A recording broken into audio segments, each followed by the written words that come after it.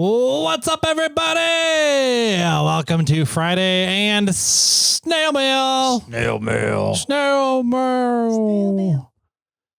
We need to have somebody put together an intro for that. If anybody out there wants to put together an intro for SnailMail, we'll use it. How's that?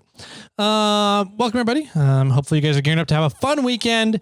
This is Friday, which means Jimmy and I are done coming up with content for the week, and we're letting you guys run the show. It's really how this works. It's the best part of my week. It is, exactly. And I don't have to think very much. Nope. So we have voicemails. Yeah? We have 21. Oh. So we're going through them faster than we're gaining them, Yay. which is nice. We did like 7 last week. I know, it was nice. It was rapid fire. Yeah. So we got some voicemails to go through, and I'm curious to hear your guys' feedback. So the way this works is you guys call in to a phone number. It's a Google Voice number. It does not ring on our end. It goes straight to voicemail. So you can call anytime you want. It's not going to bug us. If you're like, can't sleep at 3 a.m. and you're like, God, I need to tell those guys something. You can. So give us a call, 916-345-4744. I almost forgot it again. 916-345-4744. And leave us a voicemail. It could be about anything you want. It could be to another listener if you want, and we'll just play it and we'll just stay out of your guys' conversation. You guys can just keep calling back and forth and have a conversation with each other. And then Jimmy and I will sit here and pick our thumbs and go to the next caller. So perfect. Let's see. The first one's up. Ones, plural? Uh-huh. Oh. 2 fairly short ones from 559 Tony. Okay. Do you know who that is? Nope. I don't either. But it's from my home area, 559. Shout out to the 559. 559 crawlers. Yup. All right, here we go. 559 Tony. Here we go. Bring it on.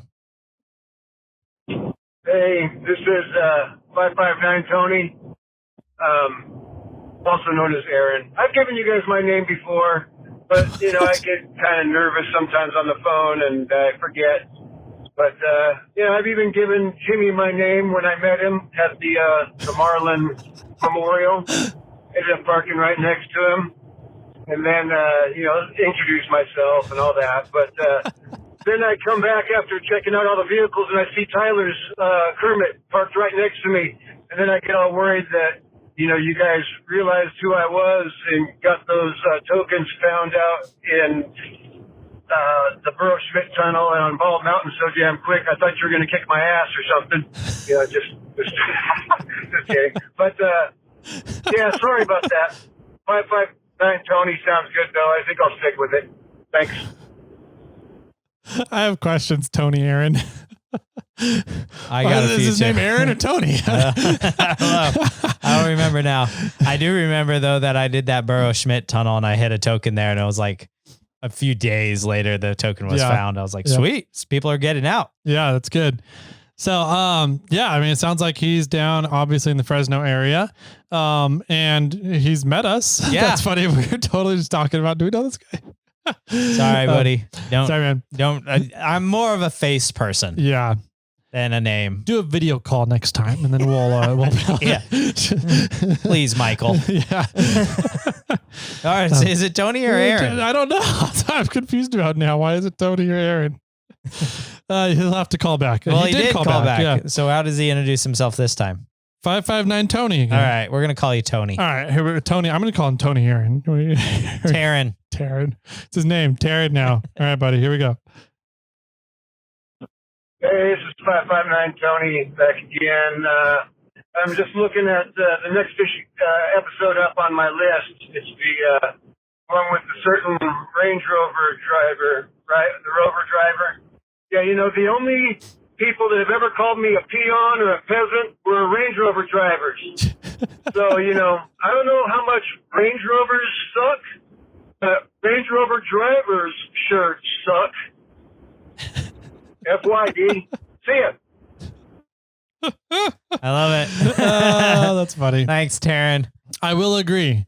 Range Rover drivers do think that everybody else is a peasant. Yes. And they are freely open to admit that as well. Yes.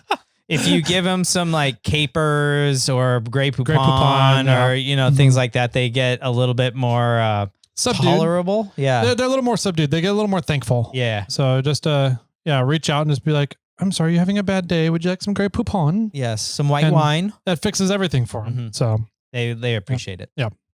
That's why I carry some Grey Poupon in my emergency stash, my first aid kit, Yes. just in case I come across a disgruntled Range Rover driver that day. Smart. Yeah. Very smart. Yeah. Yeah. I thought you were going to say fridge, but No, I don't need to keep it cold. no. No, They that don't. would be way too nice for them. Yeah. That's funny. Thanks, Taryn, for calling in. Yes, thank you. Next up is Brian. Brian from the Bay. I don't know. Another Brian. Brian, just said Brian. Let's All see. right. Let's see what it is. Hey, Jimmy and Tyler, it's Brian. Just calling, listen to your recent episode with Nathan calling in about TrailHero Expedition. I am also going to be a participant. I'm looking forward to what Rich is going to do for us. And I am very grateful for the support from Moreflate. Really looking forward to what that challenge might be. Don't really have any questions about Toyotas, and I don't have a latte machine with a JL, but my JK came with a McDonald's membership for plain old cheap coffee. Hopefully be able to talk to you guys after the expedition, give you some feedback, and keep crawling. Toyota stuff. We had to throw that one in there last minute. He has to go get cheap McDonald's coffee because he spent too much on his JK. Yeah. Couldn't afford the JL Yeah. or something that comes with the Starbucks gift card. Oh, that's funny. Yeah. That's too good. Well, Brian, thanks for calling. Yeah, I'm glad. I'm hope. I don't know. When Nathan called in, he called in early enough that I was able to get in contact with him and get him some gear to help him with the challenge, the Moreflate challenge on the TrailHero Expedition. Cheater. Without telling him what the challenge was. I was just Okay. like, you need this gear. You should take this gear. Yeah. So he's very thankful for it. We actually had to ship it. He was coming in from East Coast to Nevada. Oh, okay. And the shipment was not going to make it to him in the East Coast before he left. So I had to go through a big process to get the project, the shipment rerouted to a UPS store in Nevada for him to pick up. Oh, wow. Okay. But anyways, Brian, it sounds like he got some support from Moreflate. I know that we sponsored a few people going on the TrailHero Expedition. And I think that the contest is already done. Okay. The expedition, I believe, is over. Got it. When is this airing? I'm not sure, actually, at this point of when this episode airs. I'm not sure. So I'm not going to talk about the competition yet. Okay.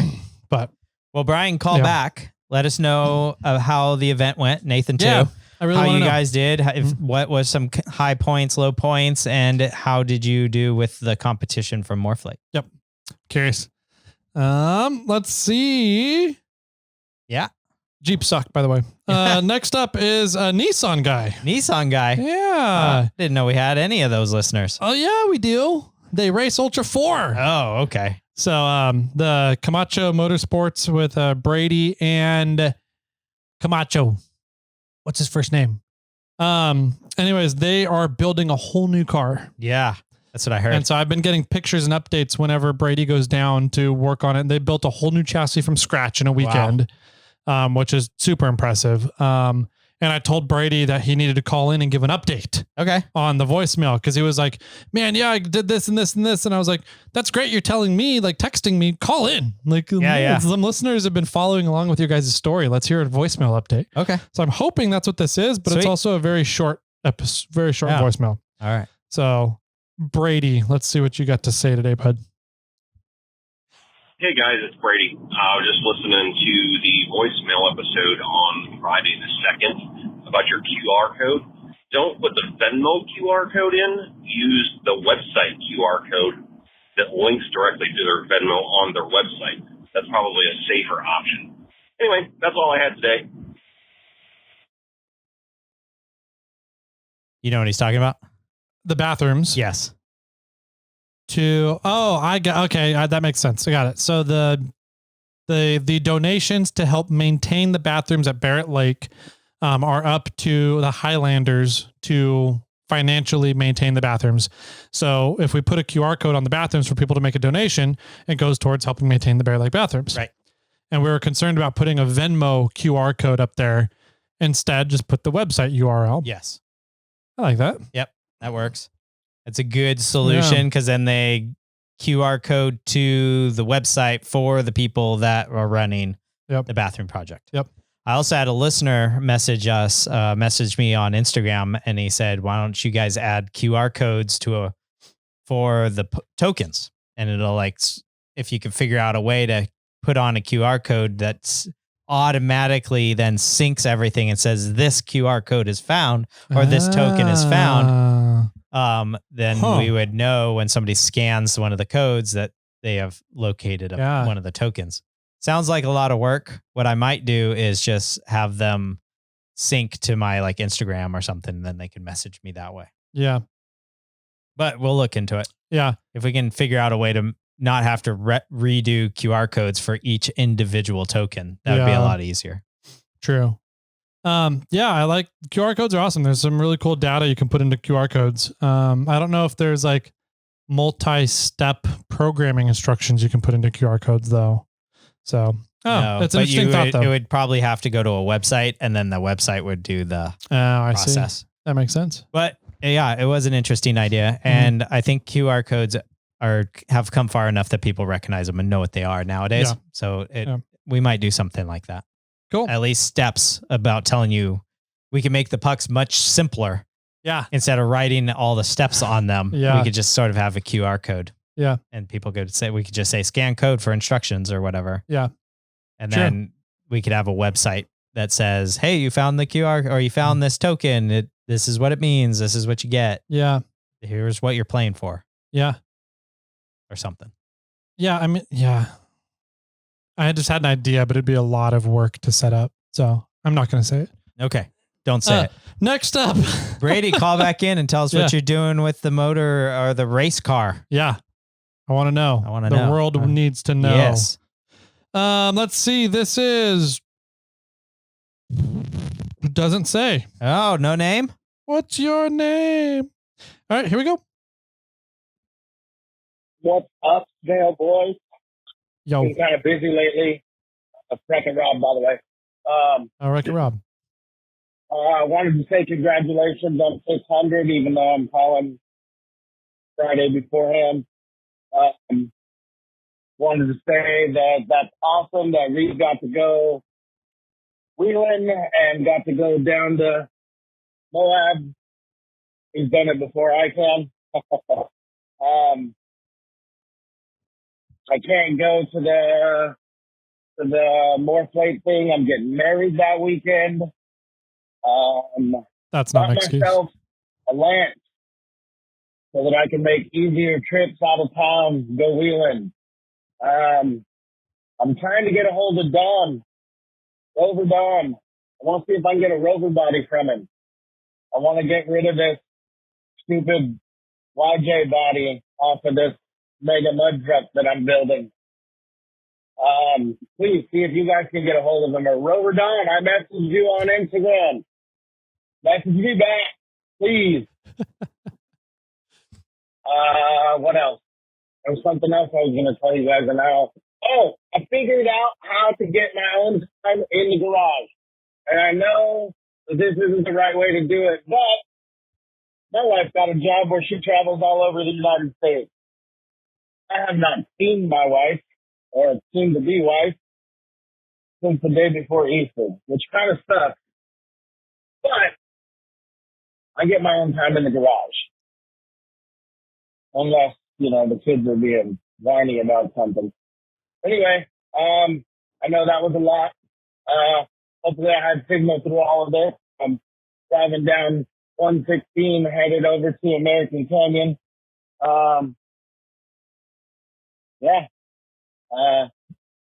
Keep on trucking. Keep on crawling. Talk to you guys later. Rob, you don't need a Range Rover body. No. We can get you a 4Runner body very easily. Yeah, that'd be Just way FYI. better. I know somebody, I know a guy who literally is scrapping 4Runner bodies right now. So we can get you a 4Runner body to put on that. That'd be way, way better than a Range Rover. Plus you need a Grey Poupon dispenser if you get a Range Rover body, as we talked about before. Yeah. So yeah. And you don't want to have old, stale Grey Poupon no. all the time. No. Nobody does. Yeah, nobody. That's not good. That's no bueno. Yeah. But congratulations on the marriage, even though it's sad you're not going to be at the meetup. Mm-hmm. And what was the last thing he just said? Garage time. Garage time. Yes. Yep. That is a fantastic idea. So I just need to get rid of the wife for a while. Yeah. Send her on vacation. She likes traveling. Yeah. Just send her on vacation somewhere. And then I'll just, tell her that somebody needs to see her in like Tennessee. Yeah, there you go. And bring back whiskey. Yeah. Go. We actually can't ship whiskey into California. So you got to go get it in Tennessee. Yeah. Here you go. Exactly. Bye. Bye. But glad to hear you're getting shop time too. So it sounds like things are going really well for you, buddy. Speaking of whiskey. Oh, did you see that? There's essentially Legos to make whiskey bottles now. What? No. It's pretty awesome. It's called Whiskey Bricks. Okay. And they make different whiskey bottles out of essentially Legos. They can't use Legos because it's trademarked. And it'll name. seal enough to hold a liquid in? It's just for display. I don't think I don't know. It might. They're just like these fun little display whiskey bottles that you get to build out of Legos. Oh, okay. Yeah. Whiskey Bricks. Whiskey Bricks. Yeah, We'll check it out. I think Hussman sent them to me on Instagram. So, all right. Next up is 559 Terran again. What? It's something about Range Rovers. We're going to skip this one. Oh my gosh. What's up with everybody? This one's from 559 Johnny. Change his name again? Maybe. No, go play Terrans. All right. I'll play Terrans. Here we go. Hey, this is 559 Tony. I wish to apologize to you guys and the Range Rover or the Land Rover or the Rover drivers for my outburst the other day. I'm sorry. My response to your arrogance was out of line, and I apologize for that. If I had heard you say that to me in face-to-face, I would have been much more polite. So just because I was on the phone does not give me the excuse to be a rude asshole. I'm sorry. Thank you. Have a good day. It makes it more fun, though. It does. And you don't ever need to apologize to Rover people. Yeah, that's true. They don't have feelings anyways. No, so. they don't know if you're being sarcastic, you're lying, you're being rude, or you're happy. Yeah. They just smile and nod because they don't know how to. They're pretty much all psychopaths, so they can't understand emotional. Their level of emotional intelligence is very minimal. Mm-hmm. So, yeah, you have to kind of coddle them a little bit. So, it's like Jeeps hate Toyotas, Toyotas hate Rovers, which isn't really a thing, except that we have a playful banter with Rover Dawn. Yeah. Pretty much. All right, next up, 559 Johnny called back. It looks like it's a different number. It's the same number. Oh, yeah. Okay. Here we go. Hey, this is 559 Tony again. While I'm in the apology mode, I might as well take this opportunity to apologize to Tyler. I've been sitting on this one for a while, but it's time to apologize. Tyler, I'm sorry. Sorry for your mistake that Cheez-Its are best in toasted or original form. I'm sorry, but it's just the facts. Thank you. Have a good day. No, they taste burnt. That's the best part about it. No, you don't burn Cheez-Its. Oh, yeah, you do. No, you don't. They're even better that way. No way. You take Why would regular you burn a Cheez-It and put them over the fire and you eat it. It tastes even better. And it's like smoky. I mean, I get the smoky part, not the burnt part. There's a difference, in my opinion, between smoked and burnt. No. Yes, I think we've proved it that more people enjoy That's fine. You guys can have your burnt crisp ass Cheez-Its. I will keep my white cheddar Cheez-Its because there will be way more of them on the shelves. Yeah, because they're available. That's fine by me. What does that tell you? That means that they're better. There's more of them there, so they're better. Yeah, exactly. Instead of That's this what it empty is. hole on the shelf where it says toasted. Yeah, they don't make them anymore. They don't want to make the toasted ones anymore because they suck. That's what it is, huh? Yeah. Okay. Tony, This got turned into a Cheez-It podcast. Thanks for calling, and thanks for backing me up. Yeah, whatever. I'm going to go get a Range Rover. Please do. All right, next up is... Can I have some Grey Poupon for my Cheez-Its, please? Sure. We have at it.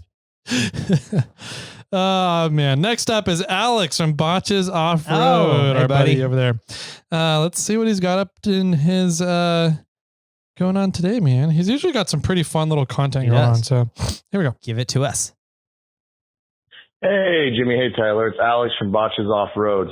So I just want to say, I love how this rig tool talk has stretched out over several months because, like, once a month or so, I just get a reminder that I need to think about tool storage on the truck, which we solved here at Botches by building an off-road tool trailer. You see, if you have an off-road tool trailer, you can fit all of the tools, and then you just pull them with you. And when something breaks, you've got, you know, a shop press, and you've got all the spares you could ever need, and all the wrenches and sockets and ball joint presses, and I don't even know what all we've got on that thing anymore. But yeah, just, you know, build a trailer and pull it all with you. It works great on Michigan trails, but not so much on other trails. Like, you know, I don't know, most of Moab you'd probably be okay, as long as you're not doing obstacles. But yeah, so keep crawling. That tool trailer is impressive from what I've heard. Oh, yeah? It even has a bandsaw on it, a brake press. Let's see, what else did they have on there? They had a CNC lathe on it. It's impressive the way they got that thing set up. It sounds intense. Yeah, just like camping. Yes. Yeah. I don't know what's on their trailer, but that would be kind of funny just to have a trailer to haul your tools. That way you don't have to make a separate tool setup for each vehicle. Yeah. Yeah, I've always thought I should just have a trailer as a kitchen. Yeah. And then I don't have to worry about that. But I think a tool trailer is a better idea. So maybe I can convince the assistant to let me switch over the teardrop to a tool trailer, to a toolbox style trailer in the back. We could sleep in it, and then all the tools will be out the back, and we'll just cook out of the back of the truck. Yeah, I like it. I think that'll work. You have a snail armor, so like cooking on the back tailgate's no problem. Exactly. So yeah. Yep. Do you have any cup holders on that? One. Just one. Sorry. Oh man. Sore subject. All right. Let's see. We are flying through them. This is number 9. Yeah, I think so. All right. This one. Brian from the Bay. Brian from the Bay. Yeah. All right. Here we go. Well, they say you don't pick your own nickname. This is Brian from the Bay, or formerly, now Dail Brian. So, just calling to say about trail ratings. I was thinking about it. I think just a rating from 1 to 100 would be perfect. The 10s column would be how built your rig is. You know, if it's a stock, it'd be a 1, all the way up to 9, right? And then the 1s column would be how hard the trail is for that rig, right? So if it's a 19, it's a 9 rated trail if your rig is a 1. So if you have a 20, you know, it's going to be kind of hard, but you got a 30, you know, that's going to be easy, a 19 rated trail, right? So it allows the people the opportunity to rate their own rigs and kind of figure out where they are or how close they are to like the trail rating, as well as like a quick universal glance. Anyways, just my thoughts. Keep crawling, guys. Okay. I'm interested. Did you follow that? I think so. Okay. I got thrown off a little bit in the middle there, but I think I know what he meant. Essentially the 10s column. Yeah. So 1 through 99 is going to be the total scale, right? Okay. So the 10s column is going to be the rating of your vehicle. Okay. And that'll have an explanation like, do you have a rear locker? you get a point, right? Okay. Towards your vehicle rating. And there's a 9-point system. You could say, do you have dual cases or lower gears or whatever it is? Do you have a winch? Do you have recovery points? Do you have armor? All that good stuff, right? That makes an off-road vehicle more off-road capable. Okay. So that's your 10s column. And then the 1s column is the rating of the trail on a scale of 1 through 9. Sure. So, so if it's a 19, your vehicle's not very capable and the trail is going to be really hard. Yep. But if you have a 40, then your vehicle's averagely capable, but the trail is going to be super easy for you. I would, if it's 0 through 9, if it's 1, I think he was putting it 1 through 0, but I think it'd be better 0 through 9. Okay. But yeah, essentially for a 4 rated vehicle, it's going to be a fairly easier one.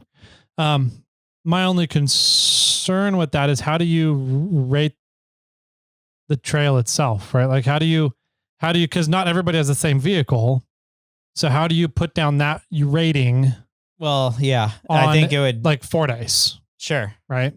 I just think that, I mean, you're rating your vehicle and then if your vehicle is rated at a 4, then Fordyce, it's going to be more or less that Fordyce is going to be like an 8.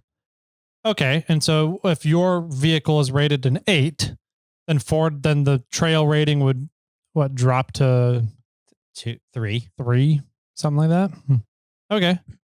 I can see that. So I guess it'd be the bare minimum then. So the trail would be rated, the number you would see on the trail would be a bare minimum rating. So like 59 for 4 days, right? If your vehicle's rated a 5, then it's going to be a very difficult trail. Anything less than that, you should not be here.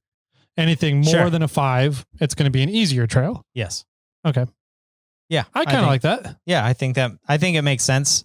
I know that we had, was it, on our Ultra 4 Escort that was trying to put in driver's experience into there. Yeah. Do we make it 100s into the hundreds? Yeah.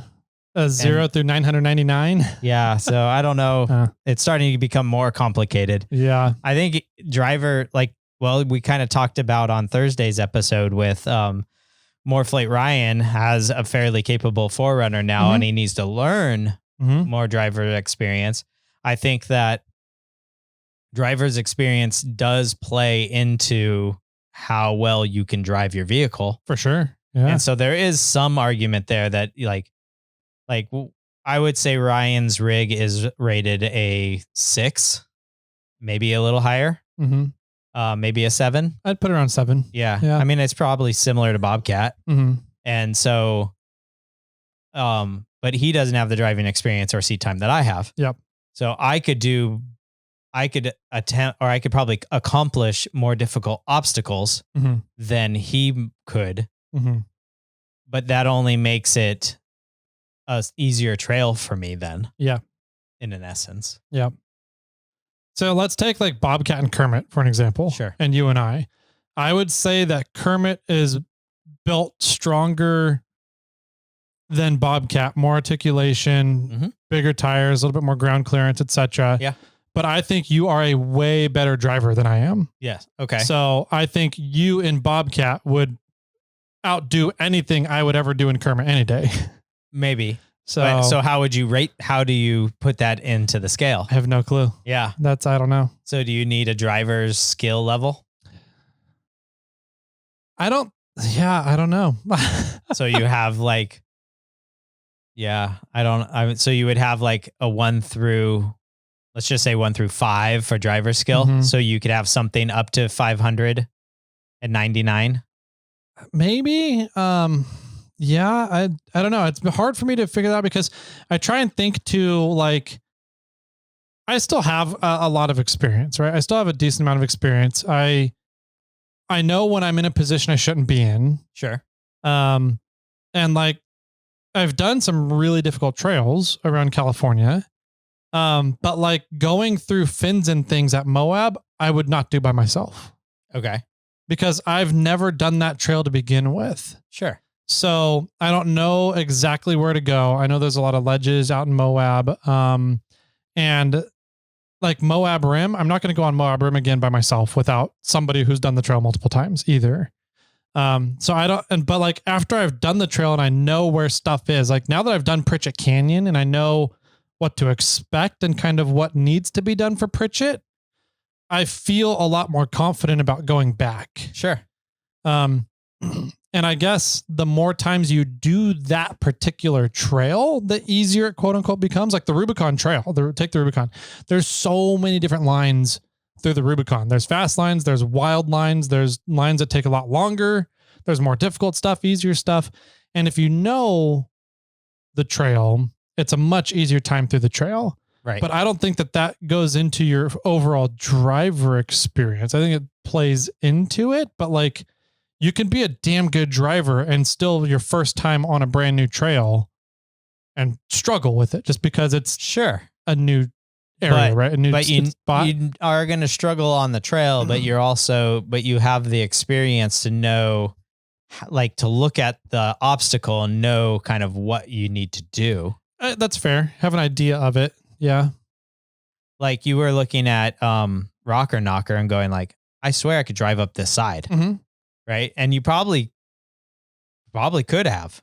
Nah, maybe if I had a little bit more air pressure. I think if I was at 12 PSI, I could have cleared Rocker Knocker instead of 7 PSI. Right. So, but you're looking at it in a different way than like, oh, this is the way the internet does it. Yeah, true. Because you have more driver's experience. Yeah. Now you got yourself in there and into a situation and it didn't work out. Yeah. And you're like, okay, well, I'll just go back and try this other way. And you still had the experience to be able to do all of that. Yeah. And I had the experience to know I was in a bad situation if I tried to back out of that. Right. And I had the experience to know that the best option is just to winch forward at that point. Mm-hmm. So I guess, yeah, that plays into it a lot too. So I don't know. Yeah. I mean, I think it's one of those things that the driver's experience it matters, but it doesn't sway a trail rating very much. I would agree to that. I think most people who look at are concerned about trail ratings are people that are coming to the trails for the first couple times. Yeah. After that, they know the trail, they're familiar with it, they know what they can and can't do. So they're not really paying attention to the trail rating anymore, right? And I mean, in the case of Morphle Ryan, mm-hmm.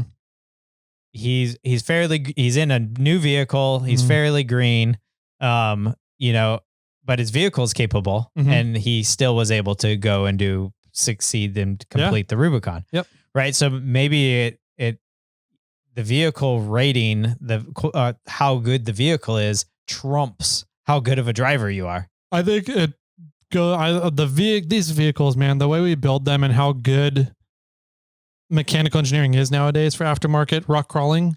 I 100% think that vehicles are way more capable than drivers and people's are by a far margin right now. I agree. So. I think most of our vehicles can wheel harder than the driver takes credit for it to be able to do. Yep.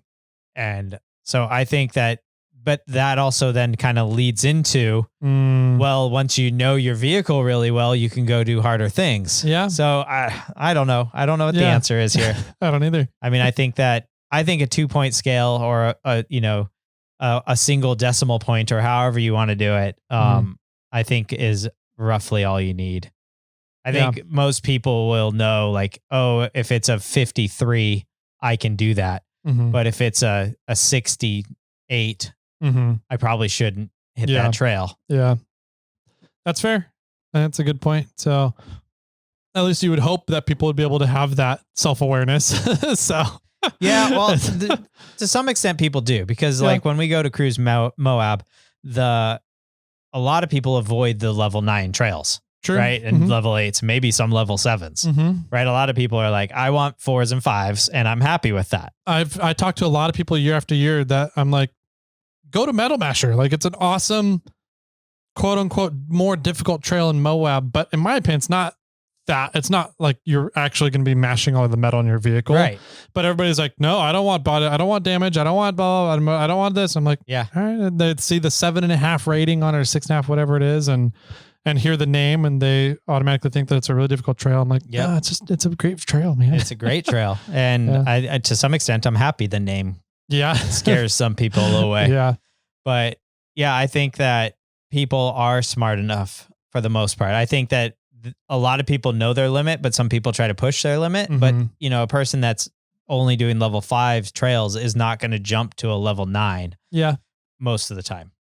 That's fair. Sometimes somebody will. And Yeah. hopefully if you're a trail guide, you're like, no, Yeah. you're not coming. Yeah.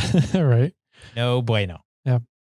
Well, cool. This has been a great Snail Mail Friday. Yeah. This some was a fun good one. conversations. We got a lot of mail knocked 9. out there. So that brings us down to, I think, 11 or 12. I think it's Awesome. 12 left. So We might catch up. we'll be back to 25 next week. Oh. Cool. No, I'm really hoping that Monday's episode, I think, is hopefully going to stir some conversation and questions up.